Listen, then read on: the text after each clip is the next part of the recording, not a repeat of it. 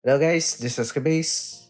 Happy New Year everyone. I'm here to present the new content that we're gonna get in HBR EN in the next few days. So without further ado, let's take a look at it. Firstly, I have to mention once more the New Year's gift. The gift that's gonna give us 3,000 quartz straight up, same as JP even now. And yeah, let's for me start this. Starting from January 3rd onward, we will have a new story event, and that is none other than Oshimaya, or Oshima Family Tales in English. As a story reader, and with obvious love and bias for 31E or Sonichi E, if you want to know why Sonichi E is so loved and why I started loving them, I recommend you to read this story, though preferably with the knowledge of the tiny teardrop Forgotten Memories event story first. Next is that we'll have another power training login bonus for New Year's. Basically, free 50 life stones if you log in for 10 days. Quite generous of them, but well, they are rushing content from JP's usual 1 month cycle to EN's 2 week cycle, so kinda understandable. Same goes with the power training campaign. Basically, the goal is to mostly use your life points and get the variety of rewards it brings. A new mode is coming out with this update as well, and that is Anachrony. I would assume this version is before the rework because of the rotation of bosses, so time to explain how this works. In the old days, these changes can only be done on the weekend, so every weekend we get different bosses to fight, but these bosses here, which you have either already or will encounter in the main story, are harder than their main story counterpart. The rewards for defeating the bosses are quite bountiful. While the 100 quartz and skill guide is nice, we can get Nordstrom here, which is quite significant, especially for players who want to skill above their memorias, like for the reason of they can use the SS1 DP revive ult of Tama, for example, onto her other memorias. Nordstrom is a valuable item and it is quite hard and rare to get in this game, so these rotating bosses are a good opportunity to get them regularly. As for the bosses themselves, we will have the Chapter 1 boss Death Slug for the boss from January 3rd to January 6th.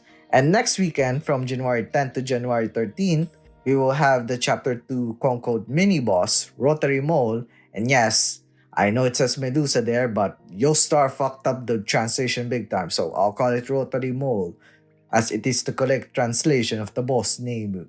Next is Score Attack number 5, or Score Challenge. I'll never get used to that. This boss is weak to fire, so fire-centered teams go ham on this guy.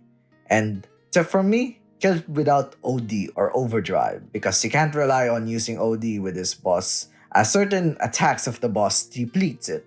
And one of the multiplier conditions in the first week is that it saps 4 hits of OD every 5 turns, and yeah. Lastly, My Dear Little Hero will have its event recommendation period. This time around, if you haven't read Carol's story, do so and farm after by taking advantage of the 3 times event tokens you'll receive in this period. Now we get to the banners, and first of all, I feel so sorry for the new solo Memoria banner because pound for pound, the other banner is infinitely better. So I'll start with the solo one first, and that is none other than Rumble Air Stage Seira Sakuraba, or Seira SS2.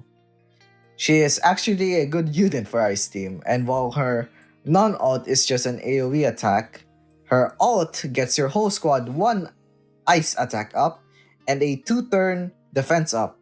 For a long time, she was the only one that can cast ice attack up, 1.2 years in JP to be exact, and her defense up is valuable for the time. But sadly, in the EN landscape, it's less valuable since during her release in JP, in comparison to EN at this point in time, EN has a leg up with 20 plus levels and charms existing. So here, if you want to get her, she's not a bad choice, especially if you want that ice attack buffer, or you can get her if there's a situation that you're close to the pity after getting the other 2 memorias that I'll talk about later, which can happen. Now, if you want to get her based on how beautiful her SS2 looks, I won't blame you. In fact, I put like 20 pulls on her back then because she was pretty. She was very pretty. Having on her to this day though, sadly.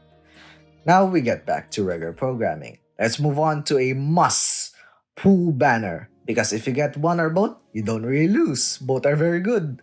And meta even.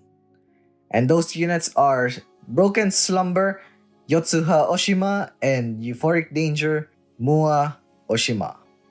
This is the banner that came with the Oshima story event, and both sisters are very good memorias, let me tell you. Most of the footage I'll show here are from a score attack video I did recently in JP, which both of them are included to show off how they work. Let's go over the younger and masochistic one first. Mua is a healer, and a very good one at that. Like her sister, her non-ult is nothing noteworthy, just a AoE attack with an RGSP recovery. Her ult is a different story though. Her healing in her ult is very strong. She is the first Memoria to have an overheal skill even. Overheal basically meaning she can heal your entire squad up to 120%. It's amazing, right? But wait, there's more. Mind Eye. You know, the buff that increases your damage if the element of your attack is the same as the enemy's weakness. The buff that is valuable and rare? Yeah, she can cast it on your rearguard units as she overheals your party. The rearguard mechanic works the same as her elder sister's buff, which I'll talk about her later. Mua is one of the best memories you can have right now, while the shackles of power creep loom on her with Tsutama or Tama SS5 coming in as early as half a year from now with the rushing of content and all. Even then, she's a very versatile because 1, her overhealing, and 2, per use of her ult, she can cast up to 3 Mind Eye buffs onto the rear guard, which obviously you should have your damage dealers there, which Tama can only cast 1 per use. And yeah, self-explanatory. Next is the other and lazy one. Yotsuha is a fire buffer and is the cream of the crop till this day in JP, while her non-ult is a general attack that gives her recall, which is nothing noteworthy like I said. Her ult, however, gives her the title as the best at her fire buffing niche. The only comparable units to her are Adele SS4, which comes 1.5 years later in JP, and even her, she's considered as a side grade to Yotsuha, and Seika SS2, in where Yotsuha is the fire version of what Seika SS2 has. Like literally, Seika SS2 has general attack up, Yotsuha has fire attack up. Same goes with crit rate up and crit damage up. Seika is general, Yotsuha is fire. Another neat thing about elemental buffs is that unless your attack is of the same element as the elemental buff, it would not consume the buff itself. Now the fact that Yotsuha gives fire attack up, fire crit rate up, and fire crit damage up in one ultimate, which she can stack 2, means she's a human right for fire teams. The literal fire buffer you only need. The fact her buff is unique to fire and you can stack it twice makes her a must-get for a fire team. She's as valuable as Union in that regard. And oh yeah, we will get a free Yuri from the Angel Beats collab soon, which is the single target DPS. So if you have Yotsuha and then later on you get Yuri, you can basically start your fire team from there. The significance of this banner is quite, well, significant because usually a banner with a top tier Memoria usually has, obviously, a top tier Memoria, but also a Memoria that is from the scale of bad to good to accompany it. Like for example, Union's release banner is in that category because her banner also has Moria. But here, both Mua and Yotsuha are considered excellent Memoria. So if there's a must-pull banner within the next few months that isn't the limited Angel Beats collab banner, then this is the one.